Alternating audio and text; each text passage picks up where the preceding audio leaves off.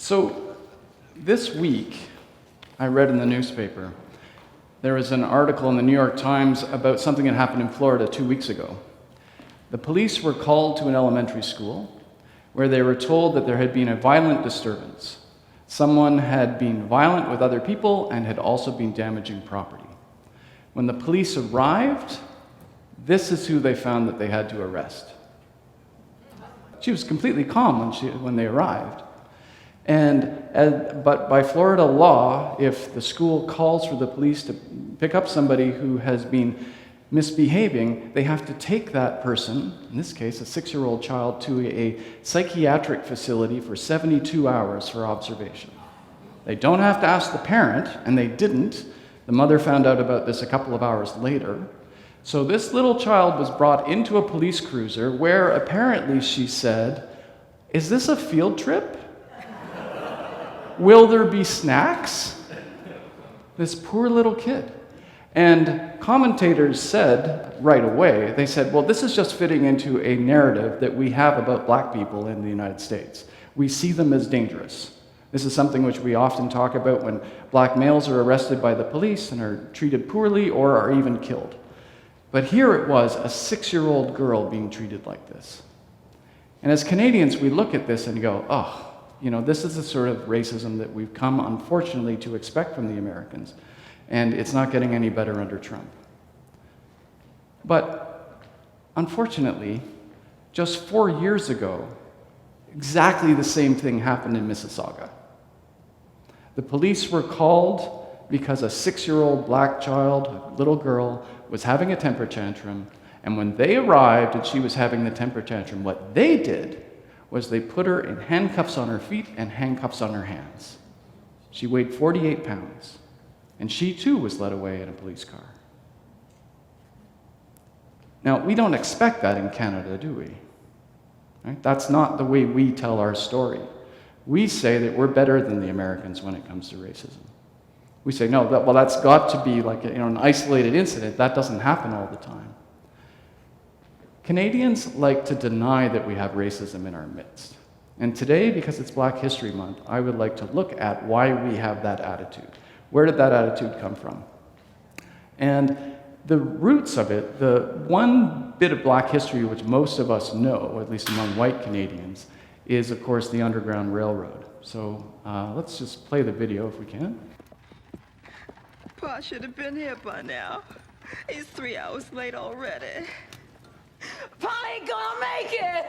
One of them slave catchers got him. Something must have happened. I just know Liza, you both made it past the border yesterday. We've all done this before. He's our Pa. He'll be here. Come, let's pray. No more praying. Liza!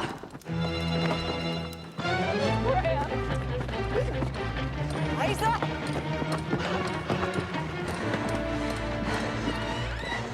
Between 1840 and 1860, more than 30,000 American slaves came secretly to Canada and freedom. They called it the Underground Railroad.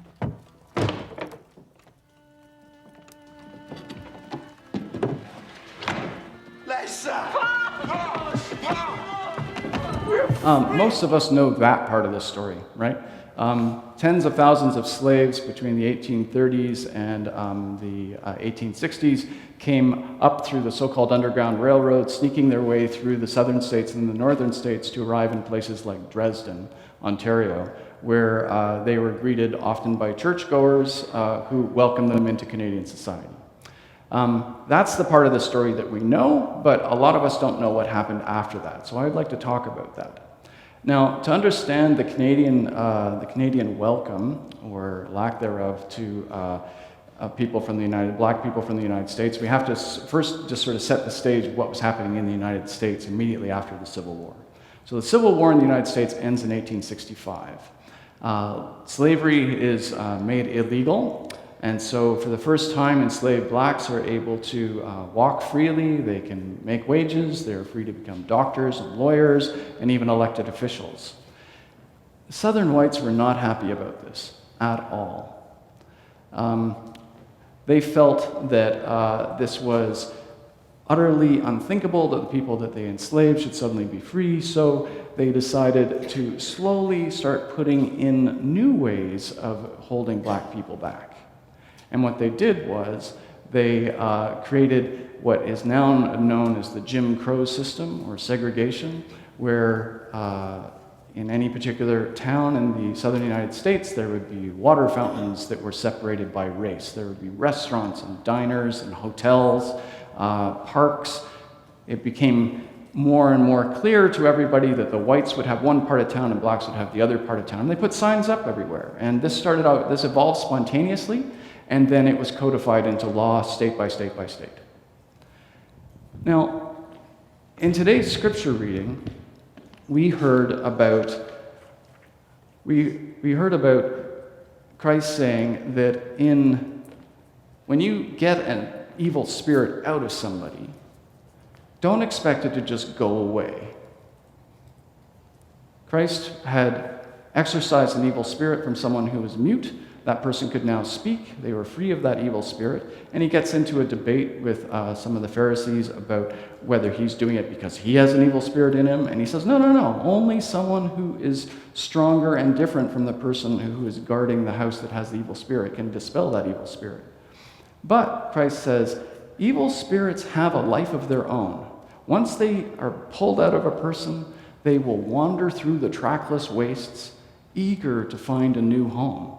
And if they come back and find that the home that they left, an individual or a town, has cleaned itself up and is empty, they'll just come back in, sometimes even worse than before.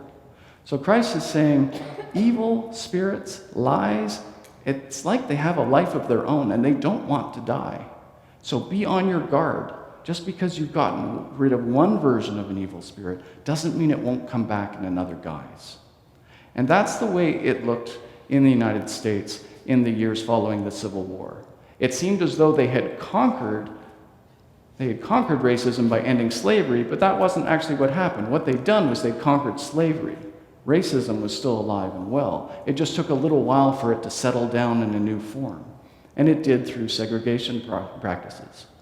And those segregation practices became law in state to state to state. And as you can imagine, African Americans didn't take this lying down. Obviously, this was not what the Civil War was about. They were supposed to be free.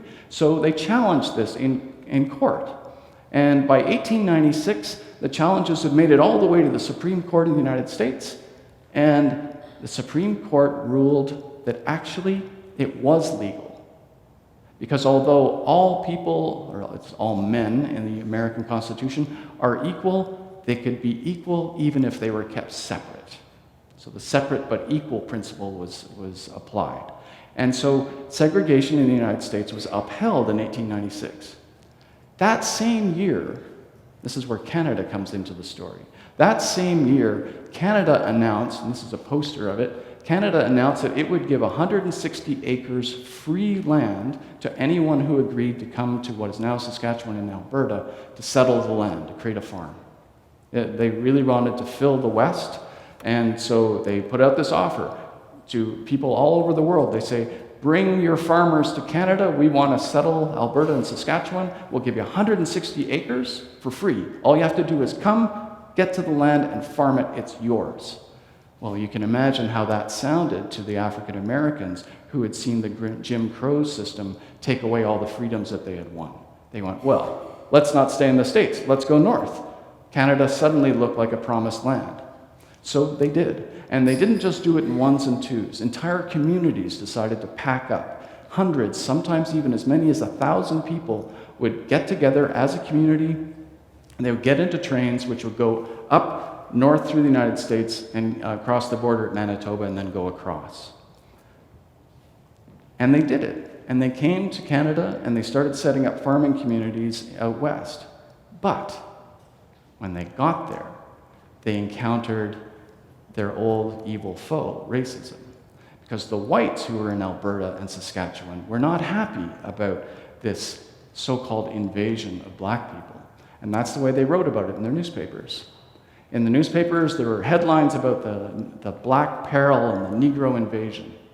And there were even letters which the all-white Board of Trade wrote to Edmonton's all-white Board of Trade wrote letters to the federal government. And here's a quote from one of them. "It has been proven in the United States that Negroes and whites cannot live in proximity without the occurrence of revolting lawlessness and the development of bitter racial hatred." Now, that's the kind of same twisted logic we see in rape cases, right? That, a woman is blamed for being raped because of the way she was dressed, right? Racial violence perpetrated by whites was actually blamed on the victims, the blacks, and so to avoid racial violence in the West, let's just keep the blacks out. It's a horrific logic, but it's a racist logic. And the federal government listened. The federal government listened very, very carefully. So they started to try and put in new ways to keep blacks out. And the way they did it at first was when white settlers came up to the border, they were told that they had to have $25 in cash in their pockets. But when black settlers came across the border, they needed $500. They also decided that they were going to try and characterize blacks as physiologically unsuited for the Canadian climate. They came from hotter places, so they would never thrive here. A blatant lie, since blacks had been in Canada since the 17th century. Blacks had helped build the railroad which Canada was using to get white settlers to the West. So it's completely ridiculous. But racism doesn't worry about lying, right? So what they did was they sent doctors down to the border and they offered them $5 a head for every black person they could deny on medical grounds. And anything would do. Sniffles, a cough, diabetes, even pregnancy was considered a reason for denying blacks entrance into this country. As you can imagine, African Americans noticed that they were being held back at the border and turned away. So they called the government out on it. W.E. Du Bois, who's a famous black activist, scholar, and sociologist, wrote to the Canadian government and he said, "What are you doing? There's obviously a color line right across the border in Canada. What are you doing?" And in 1911, the Minister of Immigration stood up in the House of Commons when the opposition party asked a question about this, and he said, "There are no instructions issued by the immigration branch of my department that will exclude any man on account of his race and color."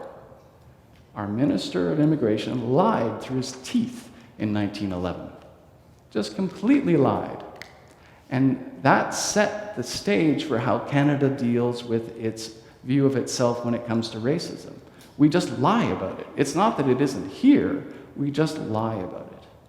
Now, there was one significant exception. As you probably have noticed, that there aren't huge black communities in Alberta and Saskatchewan, right? It's not known for being a big place for blacks to live because all those restrictions at the border worked. In 1911, the government actually made an order in council that explicitly said no blacks will enter this country. However, the railroads that had made our country possible from sea to sea, it takes a long time to take the train across this country, right? And the trains were slower back then than they are now. So those trains needed cars for people to sleep in, sleeper cars, bunk beds, right, in the cars. Those cars were supplied by the Pullman Company of the United States. And the Pullman Company supplied the cars, and they also supplied the staff. And they had realized in the United States that white businessmen who go on sleeper cars, they need to have staff there to, help them get into their beds and bring them drinks and all that stuff. White men really liked it when the staff was black men specifically, in sort of butler uniforms, white butler uniforms. So when the Pullman Company sold its sleeper cars to the Canadian Pacific Railway, which was the major railway at that time, they said, and we insist on staffing them ourselves. And they staffed them with black men. And they worked out a system whereby they could pay off the border agents. So the border agents would look the other way as trains came up with new recruits to be staffing these sleeper cars. So it became a new kind of underground railroad of importing black people into the United States so that they could become porters in sleeper cars. Now, this is a picture of a bunch of black men standing around meeting one of their customers. And one of the really, really insidious things about this was that The stereotype of black men being dangerous was already well in place by this point. It had been there throughout the entire slavery era. But by having black men do domestic duties, which were considered women's work, it was like they were de-toothing the black man by making them into these porters. So the Canadian white businessmen really, really liked this. And this went on for decades and decades and decades. The porters, of course, are not passive. They organize, they figure out what's going on. They're not allowed to form their own union, and the Union of Canadian Railway Workers, which gets started in 1908, won't let them in, so they have to form their own union. They quickly learned that in Canada, we had a segregation system as well. It was just kept on the down low. These were the people who went from sea to sea in the country, and they knew where the black towns were. Because there weren't that many all-black towns. So there were some, obviously, in Halifax and Nova Scotia, where black loyalists had come up after the Revolutionary War. But there were also communities along the railway line because the porters had families. So you'd have black communities living near the train station in Montreal, near the train station in Toronto, and other cities. And wherever there were black communities, they found that the whites had set up their own segregation system, where there were only some restaurants you could go to, if any, only some hotels you could stay in. And the porters shared that information among themselves because you needed the equivalent of a green book to be able to be black in Canada. But because we kept it all on the down low, and some people have actually said it was harder to be black in Canada than in the United States because you never knew what the rules were as you came into any particular town. So, as an example, if you went to New Glasgow, Nova Scotia, you arrived there and you wanted to see a movie. There were two movie theaters. There was the Roseland and there was the Academy. Now here's the confusing part. One of them, and keep in mind there's no signs for this. One of them, you walk in, blacks are allowed on the ground floor and whites sit in the balcony. But if you go to the other movie theater, it's the other way around. And you just don't know. Well, in November of 1946, a black businesswoman, her car breaks down in New Glasgow, Nova Scotia, and she decides to see a movie. You all know her name. Her name was Viola Desmond. She's on our $10 bills. Okay? The reason she's on our $10 bills is not because she ran a whole business of beauty salons all over Nova Scotia. It's not because she had started the first beauty school in Nova Scotia for black women. No. At a time when most white women didn't have cars and didn't drive, she was driving all over Nova Scotia, running a really, really successful business. That's not why she's on our $10 bills. The reason she's on our $10 bills is because of what happened when she tried to see a movie that day. She goes into the Roseland Cinema and she asks for a ticket. They give her a ticket. She goes to the first floor where she likes to sit because her eyes aren't great, so she likes to sit close to the screen. So she sits down. She's all ready for the movie. It's a Olivia de Havilland movie. She's a fan. And one of the ushers walks up to her and taps her on the shoulder saying, "Ma'am, you can't be down here. You're supposed to be up in the balcony." And she goes, "Oh, well, and he says, "Your ticket, it's for the balcony. It's not for down here." She goes, "Oh, okay." So she gets up and she goes back to the ticket agent and she says, "I would like a ticket for downstairs, please." And the ticket agent looks at her, a white woman, right? And looks at her and says, "I'm not selling you one.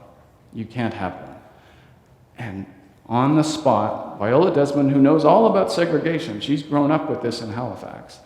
She knows all about it. She just goes, no, I want to see the movie. And the only way I can see the movie is on the first floor so that I can be close enough to the screen. So she goes back into the first floor and she sits down to watch the movie.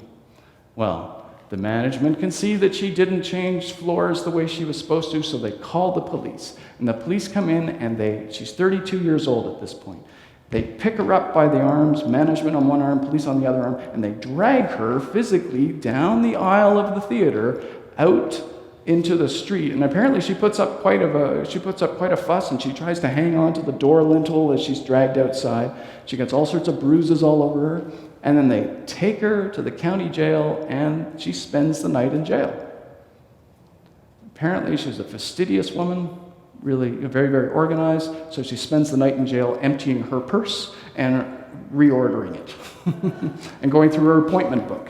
She can't sleep. She's never been in jail before. This is awful. There's drunks in the cell next door. The next morning, she goes to court. And the court case is based on this. The balcony and the first floor have different ticket prices. The black people who sit in the balcony pay a little bit less than the whites who play in the bottom. Because they only sold her the lower price ticket for the balcony, she had paid too little for the bottom. And what they said was, you failed by buying the wrong ticket to pay the 1 cent difference in the amusement tax for that movie ticket. And that's why you're guilty of a crime. So they charged her $26, which, in 1946 is a lot of money, right? $26 for not paying 1 cent. And the reason she's on our $10 bill was that the story doesn't stop there. She decides to appeal the decision. And it goes all the way to the Nova Scotia Supreme Court, where they uphold that what happened that day was really about 1 cent. There's 4 judges. Only one of them mentions maybe racism has something to do with this. The other 3 say no, it's about the 1 cent. Once again, Canada showing that when it comes to racism, we would rather pretend it doesn't exist than admit that what we're doing. Well, Viola Desmond is not the only person who's figured this out. The Porters have figured this out because they go crisscrossing across the country and they can see that this is happening everywhere. So they decide to try and fight back a bit. They form their own union, and because they're going back and forth and they're also going up and down into the United States with the railways, they collect newspapers, black newspapers, which are done by local communities. And this is how they share the news about how the oppression's really happening, because the white papers don't talk about it at all. And they've got white bosses in these sleeper cars and on the train, so they apparently the practice was to take the black newspapers from the United States and out west and out east, and they would roll them up and hide them in their shoe shine boxes, because their white bosses wouldn't think to look there. So they became actually a major factor in creating the civil rights movement in Canada, because that was the only job for a very long time that black men could get. So, what do we do about this? What do we do as Christians about this? Well, the first thing to recognize is, just going back to our reading today, evil spirits don't want to die. Racism is like an evil spirit. It does not want to die. And racism is basically a lie. It's a lie about what human beings are. It's a lie that says some human beings are less human than other human beings. And that, frankly, is an insult to God, God's self. Right? It's God, we know from the very beginning of the Bible, for those of you who've been in my Genesis read-through, you know that the very first thing God says is that every time God makes something, he says, and it was good. And that applies to us too. All us human beings were made good. And if someone says that someone is less equal than anybody else, then it's a lie. It's going against what God said about us, which is that we are all fundamentally good and we all deserve exactly the same consideration and respect. And every time we institute any kind of law or practice that goes against that, we're falling away from God. We're falling into sin. As Christians, then, it is not our job to pretend that things are better than they are. Deception is not our mandate. Deception is what evil does, right? That's Satan's game. Whether you believe Satan's real or not doesn't matter.